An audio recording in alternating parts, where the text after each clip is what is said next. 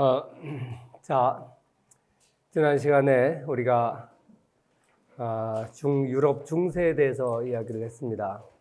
그 중세 말기에 자본주의적 모습이 서서히 나타나고 있다는 것을 살펴봤죠. 오늘날 우리가 자본주의 사회를 살고 있습니다만 이 자본주의 사회는 언제 시작했는가? 많은 사람들이 영국의 산업혁명부터를 이제 자본주의 기점으로 봅니다. 막스가 그렇게 봤기 때문에. 그러나 사실 자본주의라는 것은 딱 언제부터 시작됐다 이렇게 말하기가 쉽지가 않습니다.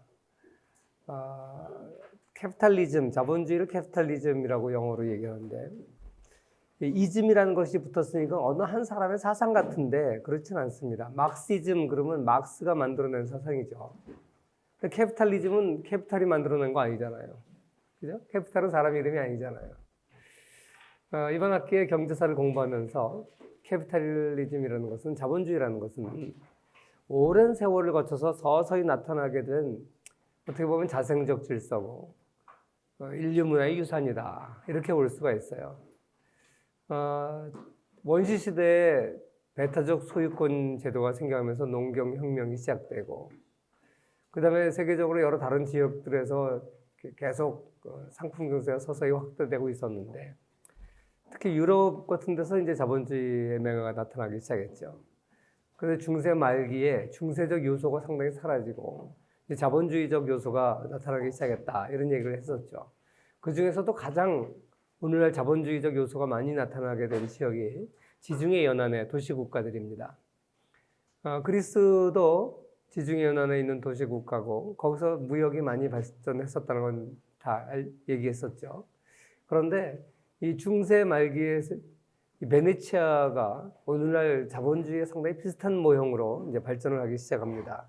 그래서 이 중세 다른 지역과는 매우 이질적인 이 도시국가인 베네치아, 이 베네치아에 대해서 한번 공부를 하려고 합니다. 나는 이 베네치아가 가장 그 자본주의 발전의 시작점으로 우리가 봐야 되지 않을까 이렇게 생각을 하는데 베네치아를 공부하겠습니다. 이 베네치아는 별명이 많은데 넵튠의 도시, 포세이돈이죠. 해신, 바다의 신인이라고 하는 제우스의 형제인 이제 포세이돈. 바다나라라는 표현을 쓰기도 하고 그런 그 베네치아에 대해서 공부를 하겠습니다. 혹시 여러분 이 베네치아에 대해서 강의하는 것들은 여러 책에서 이제 정리를 한 건데 로저 크롤리라고 하는 사람이 쓴 500년 무역대국 부의 도시 베네치아, 또 바다의 제국들, 기독교와 이슬람의 지중해 쟁탈권 이런 책들을 보면 이 베네치아에 대해서 자세하게 나와 있습니다. 그리고 로마인 이야기를 쓴 시오노 나나미도 로마인 이야기를 쓰기 전에 베네치아의 도시 이야기라는 책을 썼어요. 이건 두 권으로 된 상당히 두꺼운 두 권으로 된 책인데 왜 베네치아의 역사에 대해서 썼느냐 할 때 서론에서 이렇게 얘기를 했어요. 이 나라 이름, 국채가 바뀌지 않고 1000년 이상 간 나라가 별로 없다. 베네치아가 1100년, 1200년 갔어요. 그래서 가장 오래된 나라. 그래서 이 베네치아가 독특하고 그 다음에 사실 르네상스의 알맹이가 베네치아다. 베네치아에서 끝났어요. 피렌체에서 시작돼서 베네치아에서 끝났죠. 피렌체에서 시작된 르네상스가 로마를 거쳐서 베네치아에서 끝났습니다. 그래서 이 베네치아라는 도시는 굉장히 독특한 도시이면서 르네상스의 꽃이었다. 그래서 어떻게 보면 이 베네치아는 같은 그 중세 시대에 있으면서도 중세적 모습이 별로 없는 독특한 도시입니다. 지난번에도 얘기했지만 유럽의 주요 도시들은 로마 시대에 로마 군단이 은퇴한 퇴역병들을 위해서 만든 계획 도시가 많다 그랬죠. 아니면 그 전부터 있었던 도시들이고. 그런데 이 베네치아는 훈적의 공격을 받아서 도망가서 생긴 바닷가에는 그 라구라라고 하는 섬에 갯벌지대에 생긴 아주 독특한 도시입니다. 그러니까 이 로마 시대에 없었어요. 한 5세기경에 베네치아가 만들어지거든요. 그러니까 이 로마 이후에 생겨난 도시입니다. 대부분 그 유럽 도시들이 유럽 그 국가 그 봉건 장원들이 자급자족적 체제라 그랬죠. 교육도 별로 없고 게르만족이 이동해 오면서 치안이 불안해지니까 교육을 할 수가 없고 그래서 장원의 모습은 자급자족적 모습이었습니다. 그러다 이제 중세를 거치면서 장원과 장원 사이의 길목에 도시가 발달하기 시작하고 그러면서 서서히 도시가 생겨난다 이렇게 얘기했는데 이 베네치아 유럽에 있는 그 그리스 이태리 반도에 있는 몇몇 그 해안가에 있는 도시들은 해양 도시들로 발전을 했었죠. 그 대표적인 게 베네치아고 제노바 또는 제노아라고 부르는데 제노바, 피사 이런 거는 이제 해양 도시 국가들입니다. 그다음에 이제 이태리 반도에 있는 내륙 국가들이 있죠. 내륙 도시 국가들, 피렌체나 밀라노 같은 거는 내륙 도시 국가들입니다. 여기 이제 그 중세 가장 핵심 유럽의 핵심은 이제 이태리 반도니까 이태리 반도에 있는 도시 국가들이 그래프의 그림에 나와 있습니다. 이 중에서도 이제 특히 강대국이 어디냐? 바로 베네치아하고 제노바입니다. 이 두 도시 국가가 끊임없이 이제 경쟁을 하면서 가장 강력한 나라들이었습니다. 여러분들이 생각할 때 그 인류 역사상 최고의 시대가 언제인 것 같아요?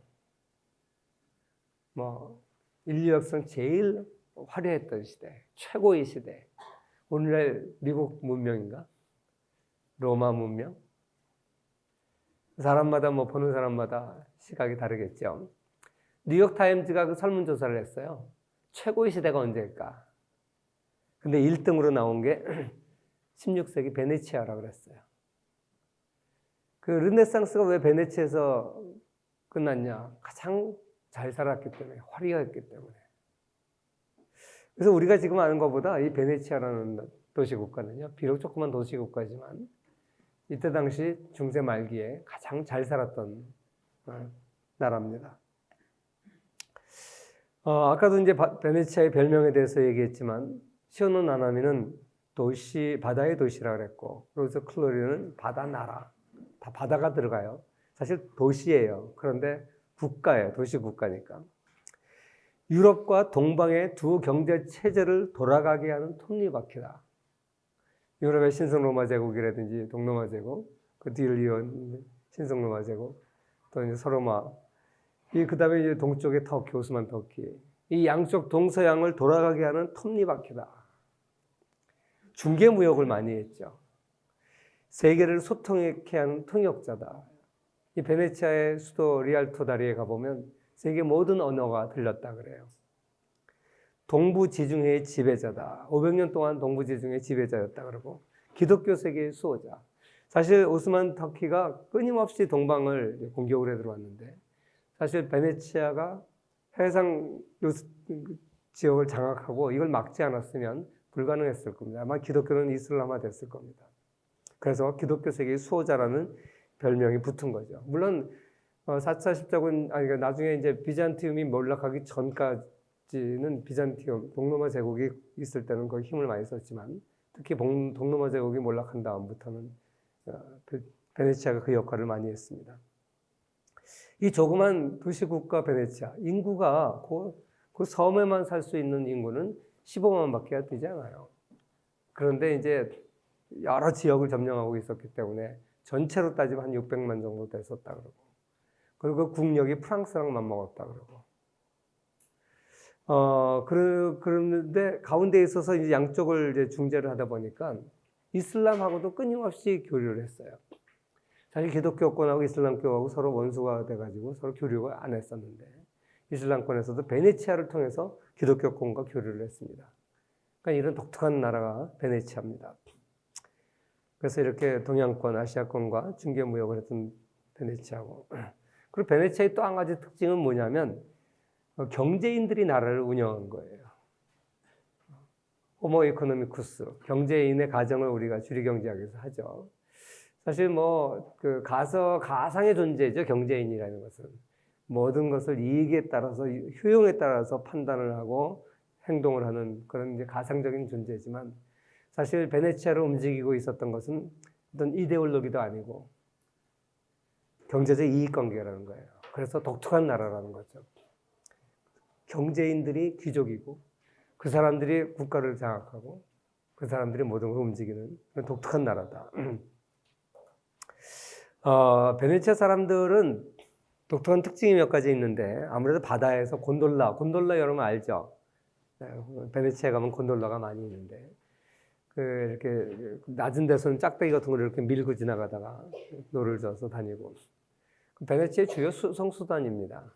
베네치아는 라구라라고 하는 갯벌지대에 세워진 도시라서 이게 수천 년이 가면서 깔아앉았어요. 그래가지고 전부 골목이 전부 물로 차 있어요. 집들이 전부 밑에는 물에 잠겨 있고. 그러니까 주요 운송수단이 곤돌라예요. 좁고 긴 배죠. 그래서 이제 택시 이렇게 써 있어서 가보면 택시가 아니라 곤돌라예요. 버스 써 있어서 가보면 좀 큰 배야. 밑에 넓적하고 큰 배. 물론 거기도 이제 골목골목 걸어갈 수도 있죠. 그런데 골목 아주 좁아요. 주로 운송수단이 곤돌라인데 이렇게 배를 타고 주로 다니면서 사람이 커뮤니케이션 하려면 때로는 파도 소리도 들리고 그러니까 빨리 말하면 알아들을 수가 없어요. 천천히 이렇게 말을 해야 되고 그 곤돌라를 딱 타보면 저 사람이 관광객인지 베네치아인인지 알 수 있대요. 관광객들은 타면 막 넘어질 것 같으니까 다 앉아요, 이렇게 배. 근데 이 사람들은 딱 서서 두 다리를 균형 딱 잡으면서 배를 타고 와요. 서 있으면 베네치아인이래요. 반면에 이제 도시국가 중에 육상 도시 대표적인 게 피렌체죠. 피렌체는 마키아벨리 같은 사람이 유명하죠. 이 피렌체 같은 경우는 이제 내륙 국가인데 피렌체는 말이 빠르고 그런데 베네치아는 느긋한 이런 말투를 가지고 있다 그래요. 건국 후 멸망할 때까지 1200년 동안 공화제를 유지했던 나라예요. 그러니까 왕정에 의해서 계승되는 어떤 왕이 지배한 나라가 아니라 시민들이 뽑은 대표가 그 대신 종신제예요. 종신제, 도제라고 부르는데 대통령 같은 이제 대통령 같은 그런 사람을 여기서는 도제라고 불렀는데 이 도제가 종신직이에요. 죽을 때까지 하는 거예요. 근데 선거에서 뽑아요. 그리고 이제 그 귀족들이 다 상인들이에요, 상인. 왜냐하면 여긴 먹고 살 게 자급자족할 수 있는 게 소금하고 생선밖에 없어요. 다 무역을 해야지 먹고 살 수 있는 도시예요. 그러니까 당연히 무역이 발달하고 상인들이 부자가 많고 그 사람들이 이제 귀족이죠.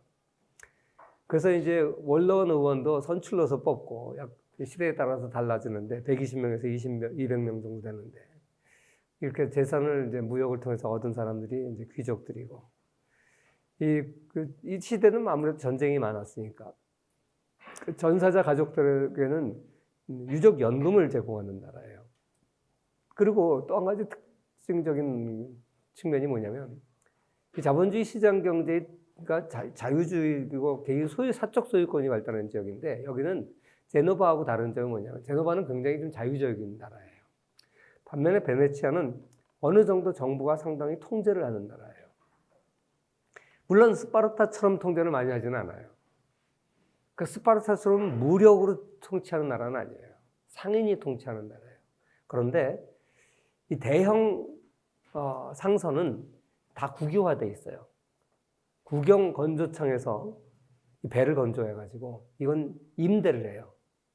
근데 이렇다고 해서 공무원이 운영하냐 그런 건 아니에요. 상인이 운영하는데 임대를 해요. 아주 독특한 거죠. 그러니까 어떻게 보면 자본주의와 사회주의가 적절하게 이렇게 균형을 맞춰서 성립되어 있는 나라예요.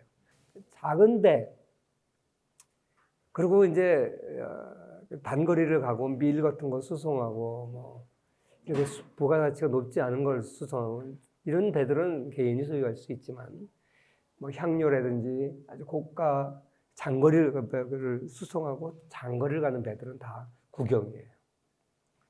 그런 아주 독특한 나라입니다. 이 베네치아에서 권력의 3대 중심지가 있는데 첫 번째는 이제 도제가 살고 있는 궁전이죠. 왕궁이죠, 왕궁. 저 그림에 보면 오른쪽에 있는 이 그림입니다. 이 정치의 중심지고요. 그 다음에 두 번째는 이제 상업의 중심지는 경제의 중심, 리알토라고 그래가지고 요거 베네치아 영화 보면 많이 나와요. 이렇게 약간 양쪽이 언덕 올라가게 돼 있는 거. 요 그림에 요게 리알토 다리의 모습이에요. 이 조그만 도시 국가에서도 또 수도 캐피탈 수도가 있어요. 여기가 수도예요, 수도. 그래서 여기 가면 정말 전 세계 언어가 들렸다라고 할 정도로 중요한 이제 은행들도 있고 그런 곳입니다. 그 다음에 국영조선소.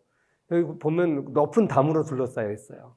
비밀이기 때문에 외부 사람들이 못 들여다보게 높은 담으로 둘러싸여 있고, 이 안에서 모든 이제 주요 배들, 군함이나 상선들, 중요 대형 배들 여기서 만들죠. 그래서 이제 아까 내가 공화국이라 그랬는데, 그럼 민주주의처럼 게 원로원에서 뽑기 때문에 굉장히 민주적인 나라죠. 그런데 베네치아는 농토가 없어요. 전부 뭐 섬이고, 그러니까 봉건제가 있을 수가 없죠. 그러니까 기사나 농노나 이런 것이 없어요. 물론 이제 이때 여기 기사, 귀족은 다 상인들인데, 전쟁을 하려면 다 해전이고. 그러니까 기사 계급이 있긴 있지만, 뭐 농노가 없으니까 구별이 좀 애매하죠. 그리고 이제 주로 이제 현금을 많이 쓰는 나라죠. 이렇게 봉건제는 없는데, 아까 얘기했지만 상당한 부분 통제를 해요. 오늘날 뭐 국가 통제가 많이 있잖아요. 그죠? 그러니까 완전 자유방임적인 그런 나라는 아니에요. 그 다음에 이제 도제를 선출하는데, 이 도제, 오늘 대통령 같은 건데, 선물 같은 거를 못 받아요. 요새 우리나라도 공무원들이 선물 못 받게 돼 있잖아요. 김영란법 대표적인 거죠. 그런 게 아주 강해서 도제도 허브 한 병 이상은 못 받는데요. 물론 이제 허브가 그때는 지금보다 좀 훨씬 비쌌겠죠. 허브 한 병 이상 못 받는다. 뭐 귀족들이 한 2,000 가문 정도 됐다 그러는데, 2,000개 정도 가족이 있었다 그러는데, 야망이 지나친 가문은 축출을 했대요. 그리스처럼 독재할 가능성이 있는 사람은 축출했다. 그리고 모든 정치의 최고 권력 기관은 10인위원회예요. 그래서 선출로 뽑은 10명이 최종 의사결정을, 우리나라는 강요예요, 강요. 도제가 있고 그 밑에 10인위원회가 있어서 가장 중요한 의사결정은 10인위원회가 하는데, 이걸 선거로 뽑아요. 그 시오노 나나미가 쓴 소설이 하나 있습니다. 그 소설을 시오노 나나미가 굉장히 책을 많이 썼는데 전부 다 역사서예요. 딱 하나가 이제 소설 3부작이 있는데, 뭐 은빛 피레체, 황금빛 로마, 또 뭐더라? 하여간 3권의 책이 있어요. 근데 그거는 소설이에요. 근데 소설과 이제 역사서의 차이점은 가상의 인물을 사용하면 소설이죠. 근데 요 3부작은 역사서인데 주인공만 가상의 인물이에요. 남녀 주인공 외에 모든 등장인물은 다 실제 역사 인물이에요.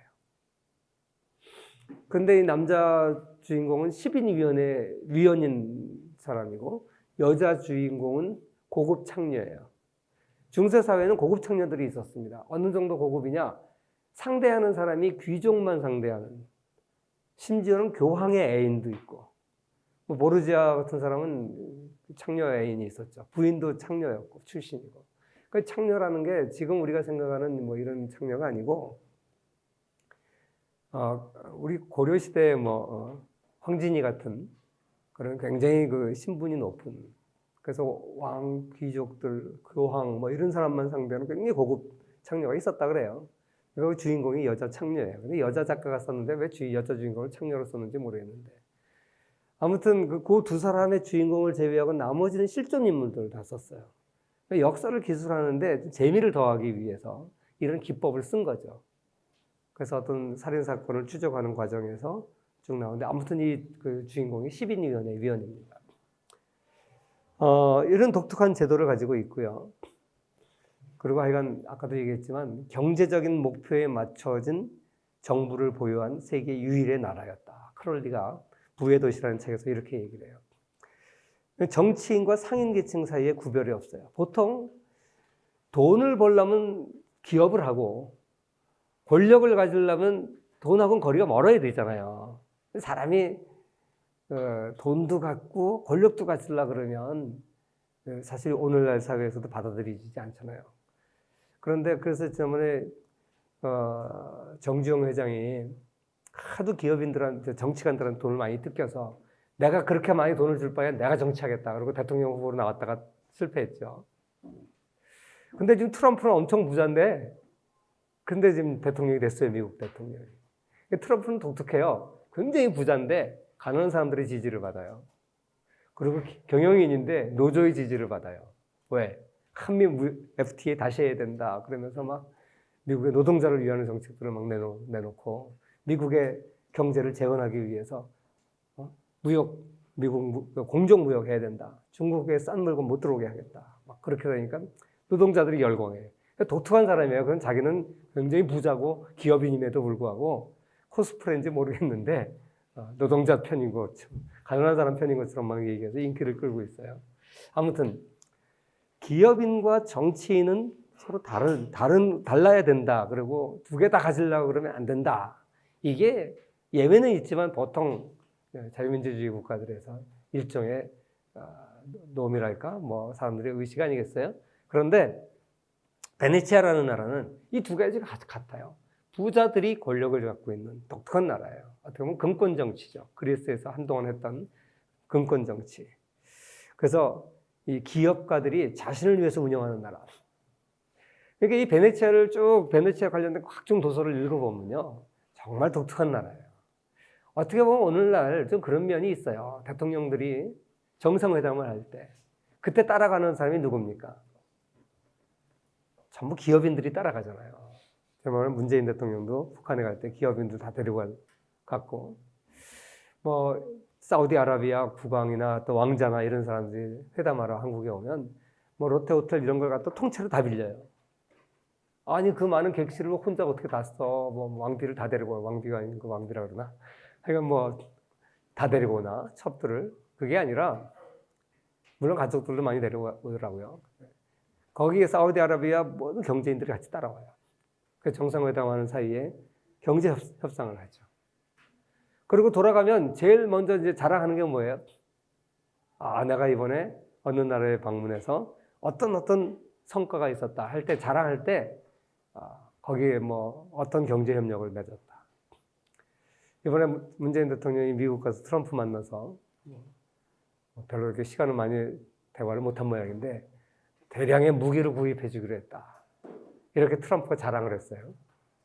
하여간 요새 대통령들도 정치 그 지도자로서 정상회담을 하면 항상 따라오는 게 경제 협상이잖아요.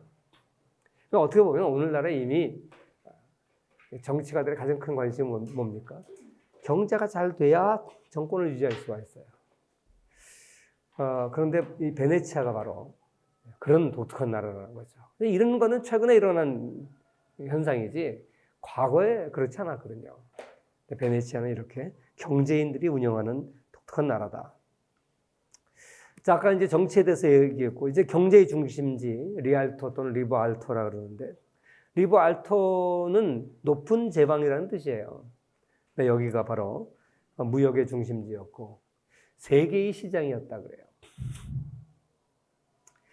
그래서 이 정치인들이 권력의 3대 기구가 같은 이제 경제인들이 운영돼서 상업 규칙을 누구보다 잘 이해하고 있는 사람들이 정치를 했고, 수요 공급의 법칙을 알고, 소비자 선택의 필요성을 알고, 안정적인 통화 공급이 얼마나 중요하다는 사실을 알고, 상품을 적기에 공급해야 된다. 시장을 규칙적으로 운영해야 된다. 세금을 합리적으로 걷어야 된다. 안정적인 통제적인 장기 정책이 필요하다. 이런 것을 정치가들이 알기 때문에 경제를 잘 운영했다는 거죠. 그래서 이 중세에 쌈 잘하는 기사가 아니라 영적인 사업가, 이걸로 대체된 나라. 이거 전형적인 자본주의 모습이잖아요. 이런 게 나타난 나라가 베네치아입니다. 그런 나라가 5세기에 자본주의가 시작되기 1000년 전에 근대 사회를 우리 16세기부터라고 치면 16세기, 17세기, 18세기 300년 동안 한 250년 동안 자본주의 모습이 형성되다가 보통 영국의 산업혁명을 기점으로 해서 18세기 중엽부터 자본주의가 시작됐다 그러지만 벌써 여기는 그거보다 1000년 전에 자본주의적 모습이 나타나고 있었다는 겁니다. 세 번째 이제 군사 중심지 국영 병기창의 모습입니다. 갤리선을 80척을 건조하고 무장시키고 진수할 수 있었던 규모라 그러고요. 가장 빠르게 배를 건조할 수 있었어요. 전쟁을 한번 하면 많은 배들이 물에 가라앉죠. 그러면 그 다음 전쟁까지 얼마나 빨리 또다시 배를 만들어내느냐. 그게 그 나라의 국력이에요. 그래서 어떻게 보면 국력은 변기창에 달려 있는데 전쟁 공장입니다. 질을 엄격하게 통제하고 전문화가 되어 있고 품질 관리가 잘 되어 있고 1255년에 해양법을 만들어 가지고 선원의 규모, 무장 규모, 그 다음에 장교, 선장, 의무와 책임 규정 이런 걸 다 만들 정도로 굉장히 뛰어난 곳이 베네치아입니다. 그리고 이 베네치아의 종교를 보면요. 독특한 게 뭐냐면 동로마 제국에 속하는 비잔틴 세계에 지리적으로는 있어요. 동로마 제국에 지리적으로는. 왜냐하면 이태리 반도하고 그리스 반도 딱 가운데 있거든요. 그래가지고 이 로마는 서로마 제국이지만 이 베네치아서부터는 동로마 제국에 속해요. 그런데 그리고 이제 언어도 주로 사용하는 언어가 그리스어예요.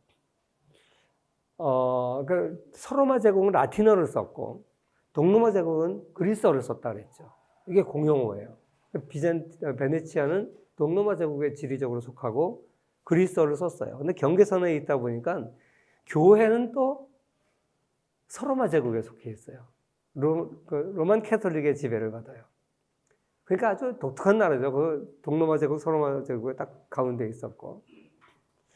끊임없이 이 어떤 교황이라든지 교권에 대해서 독립을 하려고 자유를 누리려고 했던 나라고. 그래서 로마 4차 십자군 이후에 전 도시의 모든 사람을 이미 파문당할 정도로, 그런데 그런 거 전혀 개의치 않을 정도로 자유스러운 나라. 그때 당시에 모든 황제조차도 교황한테 이렇게 책봉을 받아야 되는, 책봉이라는 표현을 안 쓰죠. 뭐라 그럽니까? 인정을 받아야지 황제가 될 수 있었는데 여기로부터 좀 자유로운 나라가 베네치아였습니다.